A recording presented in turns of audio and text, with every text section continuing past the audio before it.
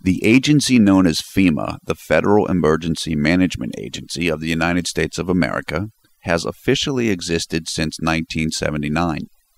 The federal government had, of course, worked to manage disasters or emergencies deemed too large for local or state authorities prior to 1979, but that is the year in which FEMA became an independent agency. Former President Jimmy Carter established FEMA, apparently, with Executive Orders 12127 and 12148. FEMA is most associated with its perceived poor performance in the aftermath of Hurricane Katrina in 2005. Michael D. Brown, then the director of the agency, was widely panned for what critics felt was his slow response to the tragedy. When most people think about government-run camps, their minds turn to the kind of images as seen in the background picture here. This 1943 photo shows Russian children who were interned in Finland during World War II. Is the U.S. government plotting anything so sinister? We don't know, but we doubt it, and we certainly hope not. There are some, however, who are more skeptical than us on the subject. Some of these persons are reputable, others perhaps less so. We advise caution and critical thinking when reading and watching some of the material that exists on the subject. One such person is Alex Jones.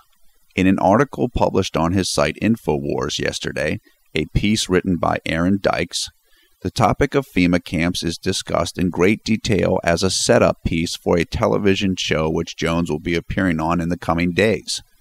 We will link to the InfoWars article in the video description below. Jones will be a guest on the Jesse Ventura series Conspiracy Theory. The title of this episode is Police State. The InfoWars piece details that Ventura and Jones did their own investigative work on the supposed FEMA camps.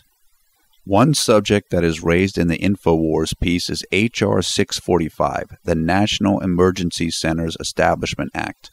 The article portrays the legislation as crucial to the FEMA camps discussion, and a link is offered to what one would assume is more information on that bill.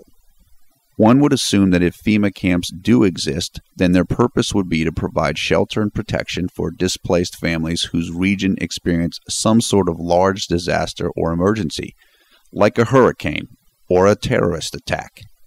However, as the 2010 elections seem to demonstrate, Americans have become increasingly skeptical of government running anything, much less a camp intended for human being habitation, even temporary habitation.